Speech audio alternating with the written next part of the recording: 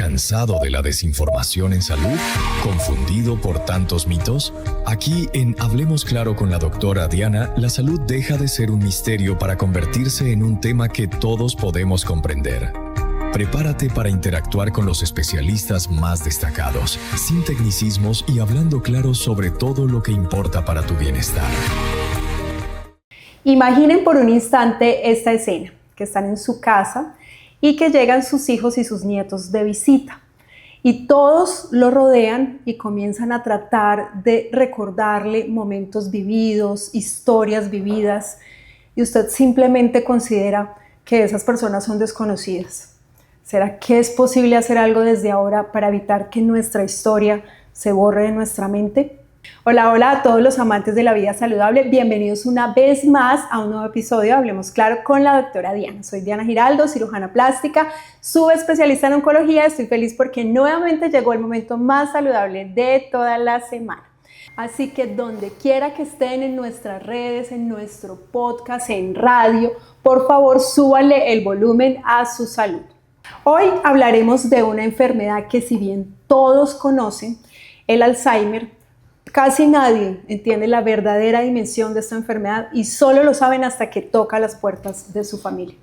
Y es que el Alzheimer no afecta solamente la memoria, también afecta el funcionamiento, las emociones y afecta en general la vida de una familia entera cuando toca sus puertas. Sin embargo, hoy no queremos hablar del Alzheimer desde el miedo, sino desde la esperanza, desde la ciencia y sobre todo desde la prevención. Responderemos preguntas como: ¿se puede realmente prevenir el Alzheimer? ¿Hay signos precoces que nos pueden alertar sobre el inicio de esta enfermedad? ¿Existen hábitos que podemos adquirir desde ahora que nos pueden ayudar a prevenir esta enfermedad? Y para responder estas y otras preguntas tenemos a un invitado muy especial y muy reconocido por todos en la ciudad de Ibagué y en el Tolima, y es nuestro neurólogo clínico, el doctor José Adenis Silva. Doctor José Adenis, bienvenido. Muchas gracias por aceptar esta invitación para hablar de este tema tan sensible, tan crucial y desafortunadamente tan frecuente en nuestro país y en el mundo. Bienvenido y gracias. Gracias, muchas gracias por la invitación, doctora Diana, y gracias a ustedes por tener la oportunidad de hablar de un tema tan sensible y que afecta a una gran parte de nuestra población en Ibagué y el Tolima. Bueno, doctor, y hablando entonces precisamente de cifras, ¿qué tan frecuente es esta enfermedad en nuestro departamento? Es importante aclarar que cerca de más o menos 200 personas por cada 100.000 de los habitantes de Colombia tienen algún trastorno neurocognitivo, pero no todos los trastornos neurocognitivos son Alzheimer. Bueno, doctor, súper importante entender este concepto y esta diferencia, porque siempre tendemos a creer que pérdida de la memoria igual a Alzheimer, pero realmente existen muchas otras enfermedades neurodegenerativas de las que queremos que nos hables hoy para aclarar. Dice el clavo, no todos los trastornos o la alteración de memoria es Alzheimer. Ahora bien, antes lo que se denominaba genéricamente demencias, ahora se define como un trastorno neurocognitivo. Es más, el concepto actual se llama trastorno neurocognitivo funcional. Es importante aclarar que no es un capricho de definiciones, es porque hay que ponerle apellido a qué trastorno cognitivo está padeciendo la persona para intervenir terapéuticamente. Bueno, doctor, entonces existen muchos trastornos neurocognitivos, pero hablemos entonces inicialmente específicamente del Alzheimer. ¿Qué es el Alzheimer? Bueno, el Alzheimer es una enfermedad que se define por el depósito anómalo de desechos del cerebro, principalmente proteína amiloide y proteína tau. El concepto de proteína tau es un concepto relativamente frecuente de unos 10 años para acá, porque las intervenciones farmacológicas y terapéuticas siempre han venido para prevenir el depósito de proteína amiloide. Sin embargo, ya nos estamos dando cuenta que el Alzheimer, específicamente el Alzheimer, es una taupatía. Por eso, en las últimas décadas o en los últimos 5 años específicamente se ha venido aumentando la investigación y la intervención en las taupatías. Bueno, entonces eso que anteriormente denominábamos demencias ya no se llama demencias. No. Cuando hablamos de demencia vascular ya tiene otro nombre, ya es enfermedades neurodegenerativas sí. funcionales. Exacto. El término actual es enfermedad neurodegenerativa funcional. Y es que el término demencia es un poquito, ¿cierto? Sí, el término de demencia básicamente era un bulto donde se metían todos los pacientes con trastornos cognitivos, pero no se diferenciaba en cuál era su causa, porque hay muchas causas que tienen intervención y tienen reversibilidad. Y otras que no, Otras incluso que que no. ni siquiera son prevenibles. Sí. Entonces ahí es donde es importante diferenciar. Sí. Bueno, entonces cuéntanos un poquito esa diferenciación, cuáles son todos esos trastornos a grandes rasgos. Recuerda que estamos acá con todos nuestros oyentes tolimenses, que la mayoría Sí. no son médicos, entonces hablemos un poquito, o bueno, hablemos claro. Bueno, hablemos claro. Básicamente son tres grupos grandes. Estamos las demencias primarias, las secundarias y las que parecen y no son. ¿De acuerdo? Okay. Empecemos por las secundarias. Las secundarias es algún proceso que está produciendo la demencia o el trastorno neurocognitivo. ¿Qué estamos hablando? Enfermedades metabólicas, hipotiroidismo, diabetes, depósitos de vasculopatías, infecciones, sífilis, VIH, tuberculosis, que son muy frecuentes en nuestra población. Por ejemplo, los déficits de algunas vitaminas. Sí, bueno, vamos a las carenciales. Entonces, los desnutridos, déficit de algunas vitaminas específicas, como por ejemplo el hipotiroidismo, la diabetes, el déficit de vitamina B12, el ácido fólico, que se pueden intervenir y revierten el proceso. Las infecciones, VIH, el complejo de demencia-sida, sífilis y tuberculosis. Ok, esas son las secundarias. Las secundarias. Es decir, secundarias a algo más Sí. que lo está ocasionando. Hay otras secundarias como patologías estructurales, la hidrocefalia de presión normal, los tumores del sistema nervioso central, los paraneoplásicos, tumores afuera del sistema nervioso central que producen afectación del sistema nervioso, del funcionamiento del sistema nervioso. Bueno, doctor, imagínense si todas esas son las secundarias y falta hablar de las primarias y falta hablar de las que no son. Eso es una lista enorme, una clasificación gigantesca, y por eso es que es tan importante determinar cuándo debemos consultar, que es lo que ahorita nos vas a contar, para que el neurólogo pueda saber cuál es y saber si se puede intervenir o no a tiempo. Bueno. Entonces, hablemos un poquito entonces de las primarias. Las primarias es cuando descartamos todas las causas secundarias de trastorno cognitivo, nos vamos a las primarias. Les voy a dar un ejemplo que me impactó mucho cuando en mi formación de pregrado. Mi profesor de pregrado en sexto semestre de medicina decía: las demencias primarias se diferencian en corticales y subcorticales. Los corticales son como los estudiantes de medicina. La bata está impecable, la corbata bien puesta, las niñas bien peinaditas, pero no saben nada. Hay diferencias de las demencias subcorticales, que es el paciente mal afeitado, la señora con el labial corrido, el ojal mal puesto, con el desayuno aquí, el chocolate encima, porque tienen apraxias, dificultad para hacer cosas. Es una demencia subcortical, ¿de acuerdo? Y está el otro grupo grande, que es una combinación de las dos, que es cuando le dicen a uno de los pacientes o los familiares de los pacientes: es que mi papá, mi mamá tiene Alzheimer y Parkinson. Entonces, eso no pasa. Uno no se puede enfermar de dos cosas al tiempo en el mismo órgano. Probablemente estamos hablando de un tercer grupo, que son las demencias que tienen compromiso cortical y subcortical, que es otro grupo grande que se diferencia de las corticales y las subcorticales y corticales, que compromete a ambos aspectos del cerebro. Bueno, bastante complejo. Sí, es difícil. Pero muy interesante. Y bueno, ¿y cuáles son a grandes rasgos aquellas que son parecen pero no son? y no son? Bueno, ahí estamos hablando ya de los trastornos neurocognitivos secundarios a enfermedades mentales. Usualmente depresión y ansiedad, que son las más frecuentes. Sin embargo, hay otros grupos de enfermedades psiquiátricas que su principal queja no es la memoria, pero también puede producir compromiso cognitivo. Estamos hablando de ansiedad, depresión y los trastornos neuropsiquiátricos. De acuerdo. Que también tienen compromiso cognitivo, pero no son demencias primarias. Bueno, doctor, esto es mucha información y es importante que todo el mundo sepa que existe una gran gama y una clasificación enorme de enfermedades neurodegenerativas, pero lo importante es saber que algunas sí se pueden prevenir y otras no se pueden prevenir. A grandes rasgos, ¿cuáles son esas que sí, cuáles son esas que no?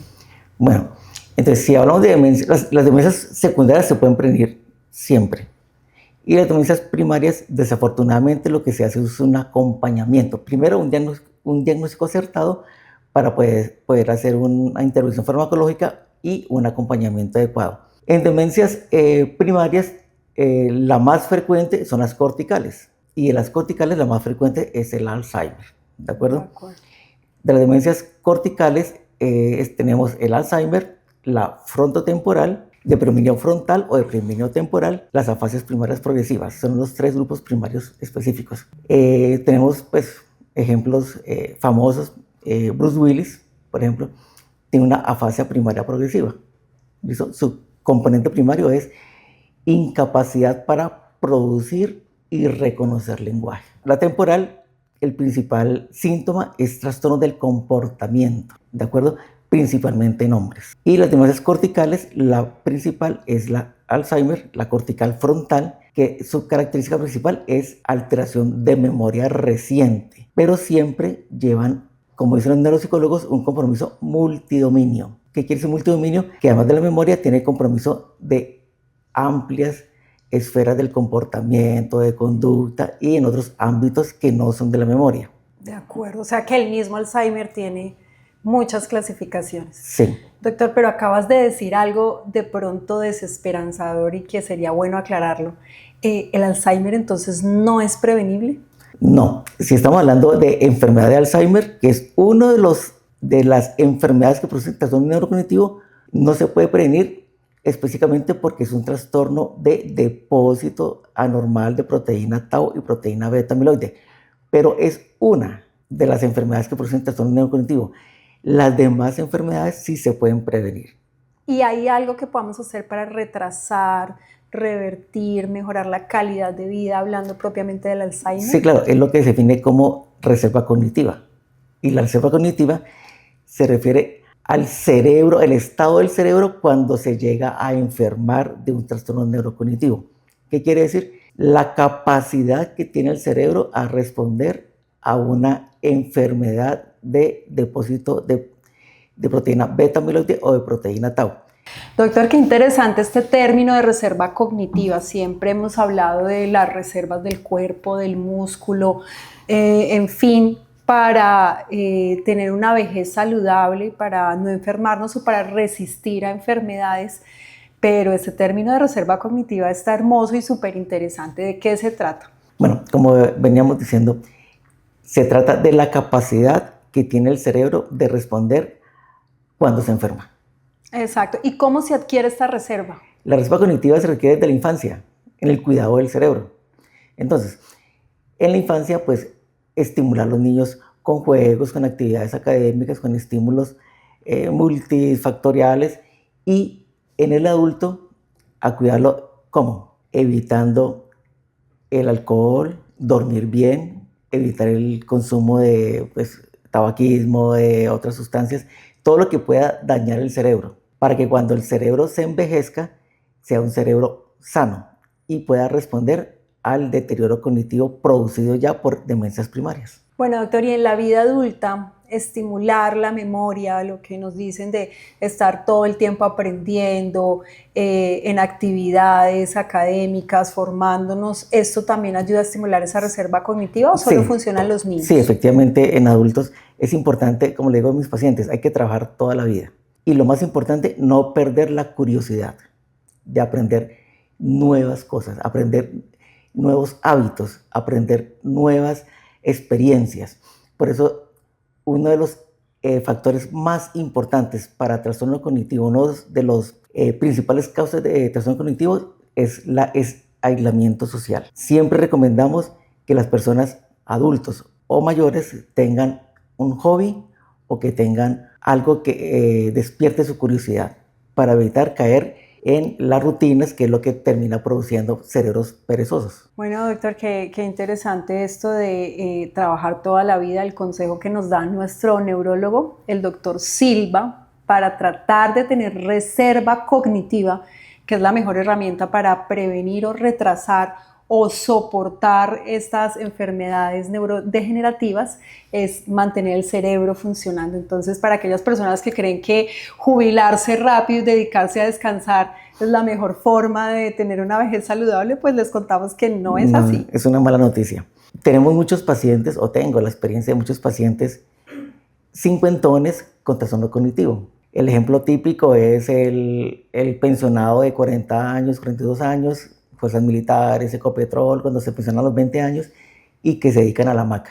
Estas personas los llevan los parientes, más o menos 50, 52 años, 55 años, por trastornos funcionales. Tal vez no consultan por memoria, pero consultan por problemas de conducta. ¿Y a qué se dedican? Se dedicaron 10 o 15 años a no usar el cerebro. Dijeron que ya trabajaron lo suficiente y se van a dedicar a nada. Ahí se pierde la reserva cognitiva. Que se logró durante toda la vida. Que se logró durante Muy años. interesante. Entonces la reserva hay que trabajarla siempre. Sí, no perder la curiosidad. Bueno, doctor, y específicamente hablando de todos estos hábitos de vida saludable que ya nos mencionaste, ejercicio, alcohol, tabaquismo, todo lo que debemos mantener, ¿qué recomendación específica le darías, por ejemplo, a aquellos pensionados jóvenes? ¿Qué tipo de actividad deben realizar para mejorar esa reserva cognitiva, para mantenerla? Bueno, para no enredarnos tanto, lo que es bueno para el corazón es bueno para el cerebro. Qué buen consejo. Qué bueno, o sea, controle la presión arterial, controle la diabetes o evite la diabetes, controle el sobrepeso, aumente la actividad física, evite el uso de ascensores, el uso del automóvil, camine, expóngase al sol y mantenga hábitos sociales, ¿de acuerdo? Importantísimo. ¿Sabes cuál es la principal o lo más conocido que previene el trastorno neurocognitivo primario? Cantar. Qué interesante. Cantar, y si quiere investiguen o averigüen cuáles cantantes tienen. Sí, cantar. ¿Cuáles cantantes tienen trastorno cognitivo? Es la profesión que menos tiene trastorno cognitivo. Porque en el canto, y ya se sabe con estudios de PET o trastornos de estudios funcionales, en el canto se activan muchas áreas en el cerebro. Cantar y cantar en voz alta. Listo. Y si a eso le suma el baile, pues está haciendo actividad física. Y si le suma tocar un instrumento, pues la sacó del estadio. Va a aumentar las actividades o las conexiones en el cerebro que evitan el trastorno neurocognitivo primario. Bueno, entonces todas aquellas personas que nos están escuchando y quieren prevenir estos trastornos, tienen que empezar a bailar en su casa, cantar, a tocar instrumentos. Y a todos aquellos que no cantamos bonito, bueno, pues encerrados en la ducha será, pero no, algo tenemos que hacer. Canten en la sala y canten en reuniones, porque no es un concurso de canto, es para estimular actividad física, porque el canto lleva a ritmo, lleva a cadencias, lleva a memoria. O sea, cuando se canta se activa cadencia, memoria y ritmo. Muchas actividades en el cerebro, o sea, se activa el lóbulo frontal, el lóbulo temporal y el lóbulo occipital. Doctor, ¿y qué tal la lectura para todos aquellos pensionados que dedican su tiempo libre a leer? La lectura sirve siempre y cuando eso que lee se pueda socializar. Y memorizar. Sí, en la memoria está bien, pero lo importante es que pueda discutir lo que aprendió, lo que leyó en un ambiente social. Muchos pacientes me preguntan, es que le compro todos los crucigramas y le compro todos los pasatiempos. Está bien como un pasatiempo, pero hacer crucigramas no evita el deterioro cognitivo. Es más, las personas que se dedican mucho tiempo a crucigramas están perdiendo horas de actividad física. Claro. ¿De acuerdo? Siempre les digo yo a los pacientes, no les lleve crucigramas, no, eso no le va a prevenir el deterioro cognitivo. Eso lo que va a hacer es que su papá, su mamá se va a sentar y no va a interactuar con otras personas. Bueno, doctor, te voy a hacer una pregunta que es una pregunta que yo siempre me he hecho. Es muy frecuente que en la vida diaria se nos olvide el nombre de alguien, dónde dejamos las llaves, dónde dejamos algún objeto. Me pasa con demasiada frecuencia. ¿Esto puede llegar a ser un signo inicial de un trastorno degenerativo? ¿O cómo podemos saber cuáles son esos signos iniciales en nuestra familia o en nosotros para actuar a tiempo? No, los olvidos frecuentes todos los tenemos. La memoria de trabajo, que es la memoria inmediata, tiene un gran componente emocional. Todos hemos Estamos buscando llaves teniéndolas en la mano, estamos buscando las gafas teniéndolas en la cabeza. O sea, podemos buscar las gafas con las gafas puestas. Eso es un déficit de atención, no es un déficit de memoria. Los déficits de memoria o las quejas de que se refunden cosas son importantes cuando afecta la vida o la cotidianidad. Pero todos tenemos problemas de olvidos frecuentes o olvidos de cosas inmediatas. Y entre más ocupados somos, más nos sucede. Exacto. Aquí es importante aclarar, y espero pues, las mujeres siempre alardean, nos dicen que pueden hacer muchas cosas al tiempo. Resulta que la atención tiene una sola vía. Las mujeres y los hombres no podemos hacer más de una cosa al tiempo. Bueno, y todas estas personas que dicen, o estas mujeres que dicen que pueden hacer varias cosas al tiempo, que no es mi caso, porque yo sí tengo claro que solo puedo hacer una cosa bien hecha a la vez, ¿qué es lo que hacen? ¿Tienen facilidad para cambiar de actividad más rápidamente? Sí, pueden fijar la atención en una sola cosa en un momento y pueden cambiar a otra cosa, pero no podemos hacer varias cosas al tiempo. Sencillamente no se puede porque la atención se fija en una sola vía, como el dolor. Acuerdo. El dolor solamente tiene una vía y solo podemos sentir un dolor. Así es la atención. Ahora, ¿qué podemos estimular? Podemos aprender varias cosas al tiempo. Eso sí lo podemos hacer. ¿De acuerdo? Podemos tener actividades académicas, laborales, lúdicas, recreativas y deportivas, cada uno en su tiempo. Eso estimula a que el cerebro mantenga conexiones y prenda vías o prenda neurotransmisores que tiene apagados. Bueno, doctor, se dice que estas enfermedades comienzan alrededor de 10 a 20 años antes de que comiencen los primeros síntomas. ¿Hay alguna forma de nosotros, de pronto algún examen o algún signo precoz que nos lleva a nosotros a alertarnos, a consultar, o a nuestra familia a llevar a sus padres o a sus abuelos a consultar a tiempo? Sí, está bien. En trastorno neurocognitivo hay una frase que es que siempre es tarde. ¿Cuál es el síntoma característico o el que más se nota? El trastorno de memoria inmediata. Sin embargo, el déficit de atención puede ser normal, pero el trastorno cognitivo de memoria inmediata, que es la persona que repite la pregunta, que repite la frase que dijo hace 5 minutos, está preguntando por alguien que ya no está. ¿De acuerdo? Eso es un signo de alarma. Sin embargo, ahí ya está tarde. ¿Qué debemos estar atentos? Cuando el trastorno cognitivo altera la funcionalidad. Y algo que tenemos que tener muy presente, que es independiente de la edad. ¿De acuerdo?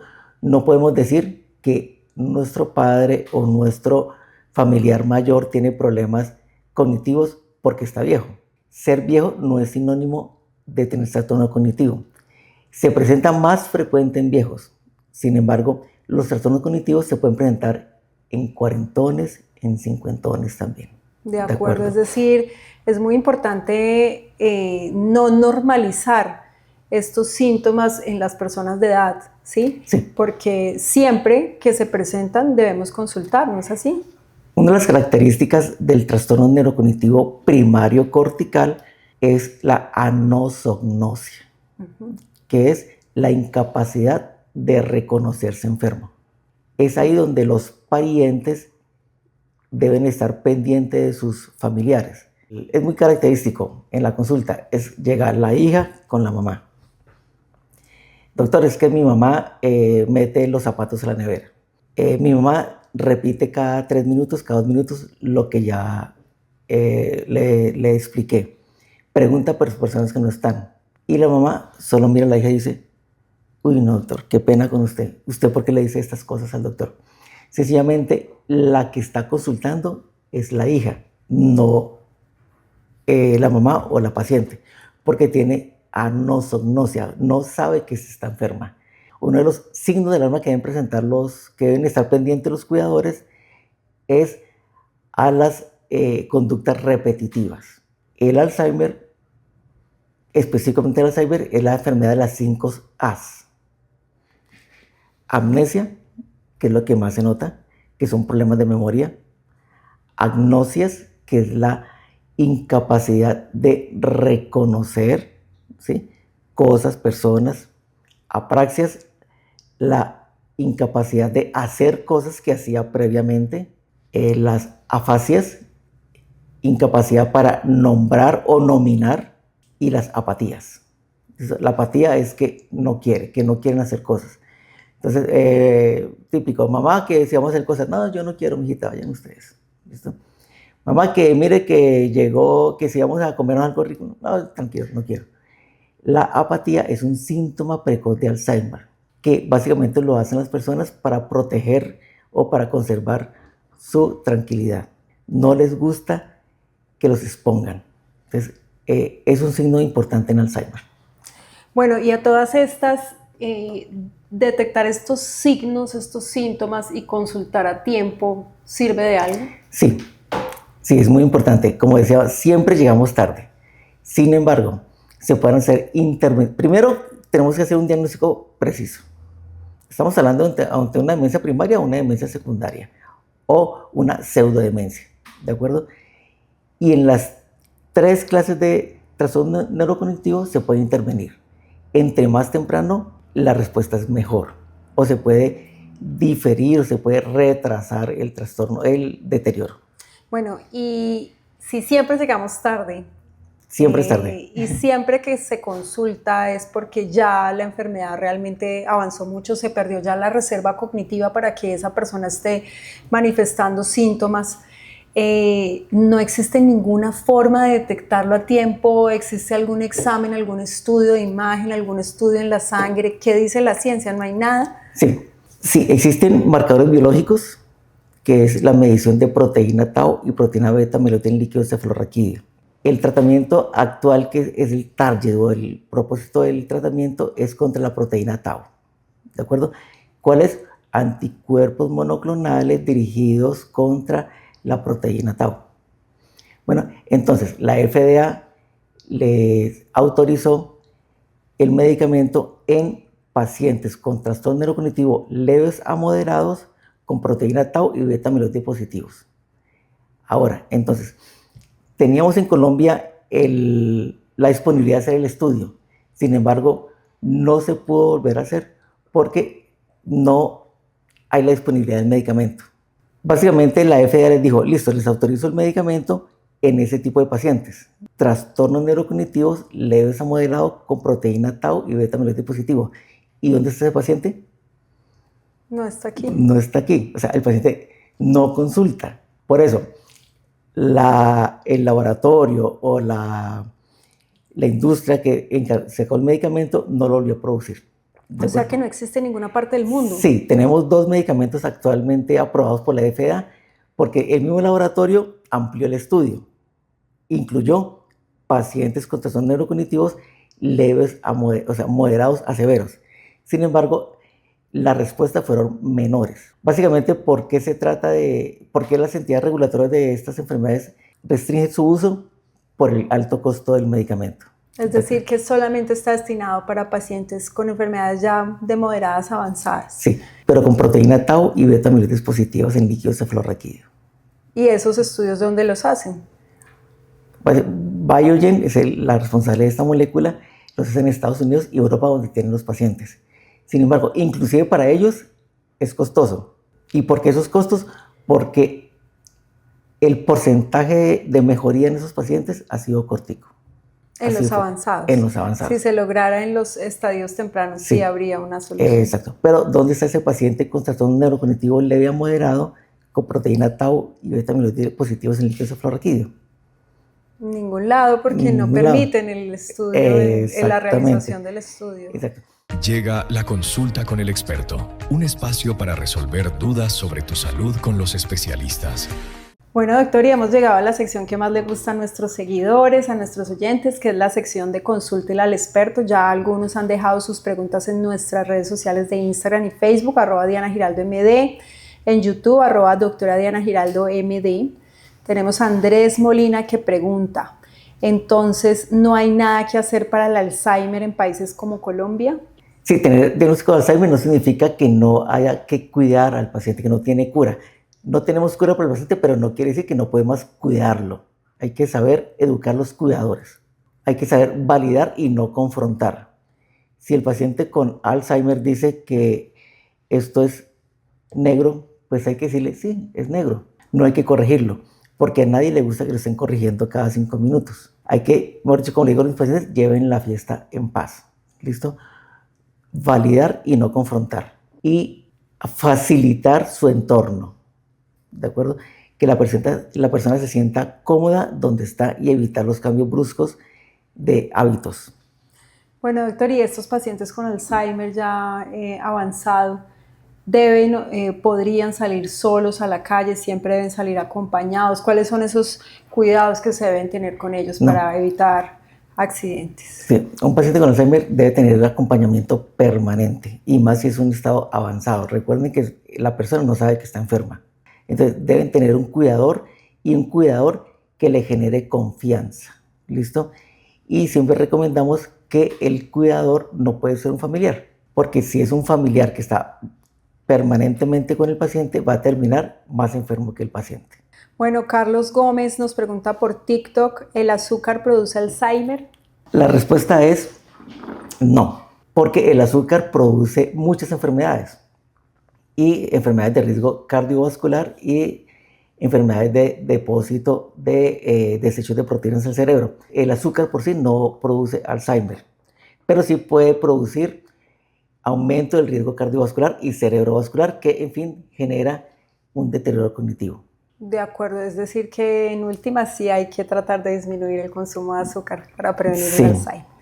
Bueno, acá pregunta Juliana Ramírez desde Instagram, ¿el estrés puede afectar la memoria? Sí, un cerebro que permanece en estrés no funciona. Un cerebro que permanece en estrés no tiene un sueño reparador. Y las personas con estrés sometidas a estrés prolongado producen un trastorno neurocognitivo que es secundario a principalmente malos hábitos de sueño. Bueno, acá Paola Herrera por Facebook pregunta, hace poco en las noticias dijeron que lo mínimo de sueño debe ser 6 horas. ¿Usted cuánto recomienda?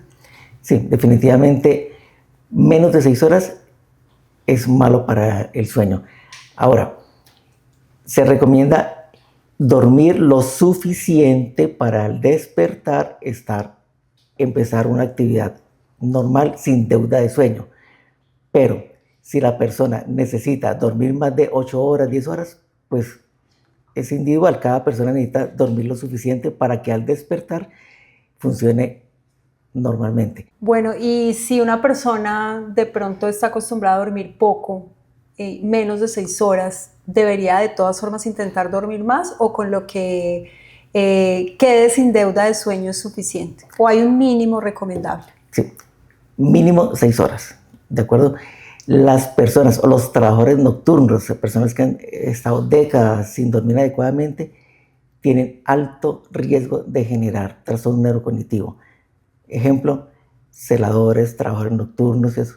Y si a eso le adiciona el estrés emocional, el consumo de alcohol y malos hábitos para mantenerse despiertos, básicamente van a generar un Alzheimer temprano, cincuentones, sesentones con trastornos neurocognitivos. Bueno, interesante. Entonces la respuesta para este oyente es sí, 6 horas es lo mínimo. Bueno, Natalia Vargas, ¿qué le diría a una familia que acaba de recibir ese diagnóstico? Bueno, la enfermedad de Alzheimer no define la persona sigue conservando su dignidad, sigue conservando su personalidad, sigue conservando su capacidad intelectual. Sin embargo, actualmente tiene una lentitud en los procesos ejecutivos. Lo que le recomiendo es acompañamiento, ¿listo? Y educación a los cuidadores. Bueno, doctor, y todas las personas que estén de pronto pasando por esto o que tengan familiares que ya presenten síntomas precoces como los que ya mencionamos, ¿cómo hacen para buscar este acompañamiento? ¿Cómo hacen para buscar estas capacitaciones, esta educación a los cuidadores? Usted me imagino que tiene todo un equipo interdisciplinario. ¿Cómo hacen para consultar, para acceder a sus servicios? Gracias. Bueno, sí, los espero en mi consultorio 904 en Medicadis. El teléfono es 315-358-3412. Me pueden encontrar como Dr. José Denis Silva, neurólogo Ibagué, en las redes sociales. A continuación exploraremos la vida y las pasiones de quienes cuidan de nosotros en Más Allá de la Bata Blanca. Bueno, doctor, y en esta sección ya tú sabes que la idea es conocerte un poco más como persona, como ser humano, saber un poco más de las experiencias que tú vives como neurólogo. Supongo yo que, como bien dijiste, ser cuidador a veces termina afectando la salud emocional de nosotros los médicos. Cuéntanos experiencias o alguna experiencia en particular que haya marcado tu ejercicio profesional. No sé si tengas pacientes con enfermedades neurodegenerativas que en este momento estén de pronto afectándote emocionalmente. ¿Tienes algo que compartirnos? Me impacta emocionalmente dar malas noticias. Los pacientes a veces esperan o llegan con la expectativa de que le ofrezco a mi padre, pero él no era así. Sí, él fue un profesional exitoso, fue muy querido con nosotros, era el eje de la familia. Y lo que les recomiendo siempre es, sí, ese es el padre que usted tuvo, es el padre que usted tiene. Sin embargo, es un padre ahora canoso, es un padre arrugado. ¿Sí? No es el mismo que podría alzarla a usted hace 30 años. Sus sentimientos se conservan. ¿Qué es lo que tiene que hacer? Acompañarlo y evitarle situaciones estresantes, evitarle confrontarlo, hágalo sentir bien. Tips de belleza y equilibrio con la doctora Diana. Un espacio en donde exploramos la perfecta sincronía entre lo estético y lo saludable. Bueno, doctor, y la sección final que lógicamente como cirujana plástica no puede faltar. Y son esos tips de belleza y equilibrio que todos tenemos en nuestra vida. Me cuentan por ahí que eres deportista y me imagino que debes serlo porque si promueves la vida saludable para prevenir las enfermedades neurodegenerativas, pues ¿quién más para promover el deporte? ¿Qué deporte haces? ¿Cómo te cuidas y cómo cuidas tu cerebro? Bueno, el principal recomendación para cuidar el cerebro es dormir bien, ¿de acuerdo? Y para dormir bien hay que tener hábitos en el día saludables, ¿de acuerdo? Entonces, aprovechen el sol de la mañana, duerman bien de noche. Si quieren dormir 8 horas, acuéstense en 9 horas. Si quieren actividades físicas, lo que les guste. Yo pues, practico el ciclismo, me gusta, hago deportes individuales. No se lleven los problemas a la cama. Algo muy importante, la cama es para dormir, ¿de acuerdo? No eviten los excesos en la noche para poder conciliar el sueño adecuadamente. ¿A qué te refieres con los excesos en la alimentación? Sí, entonces en la noche evitar comer proteínas, dosis altas de proteínas en la noche. Los ejercicios deben hacerlos en la mañana, no en la tarde, no en la noche. Las discusiones del trabajo hay que hacerlos en la mañana, no en la tarde ni en la noche. En la cama solamente se va a dormir o tener sexo, nada más, no hagan nada más en la cama. Esos excesos sí no hay que prevenirlos en la noche. Sí. Exacto. Es muy importante. La principal recomendación actualmente para conservar el cerebro es dormir adecuadamente. Bueno, de acuerdo. Importante consejo que nos da el doctor José Adenis con respecto al ejercicio. Ya lo hemos dicho en programas anteriores, el ejercicio se debe hacer en la mañana. En la tarde y en la noche, por lo general, altera el sueño. Sí. Bueno, doctor José Adenis, nosotros siempre terminamos nuestro programa con un último consejo, una última frase de despedida de nuestro invitado, a nuestros oyentes. En 10 palabras máximo, ¿cuál es el consejo que le darías a todas las personas que nos estás escuchando? Bueno, el cerebro hay que cuidarlo siempre, desde la infancia hasta viejito. Nunca es demasiado pronto para formar una reserva cognitiva, ni nunca es demasiado tarde para cambiar los hábitos que deterioran el cerebro. Bueno, doctor, muchísimas gracias por haber compartido esta información tan completa, tan clara y tan importante para todas las personas que nos vieron. No olviden de verdad compartir esta información. Este término que aprendimos hoy, la reserva cognitiva, es clave para enseñárselo a todas aquellas personas que nos acompañan, nuestros amigos o familiares. Entonces, de verdad, compartan este video. El doctor José Adenis Silva, neurólogo clínico, nos está dando información muy relevante acerca del Alzheimer y de todas las enfermedades neurodegenerativas. Recuerden, esto fue Hablemos Claro con la doctora Diana. Compártalo desde nuestro podcast de YouTube. No se lo pueden perder. Fue un capítulo muy interesante. Nos vemos en la próxima. Para interactuar con los especialistas más destacados, sin tecnicismos y hablando claro sobre todo lo que importa para tu bienestar.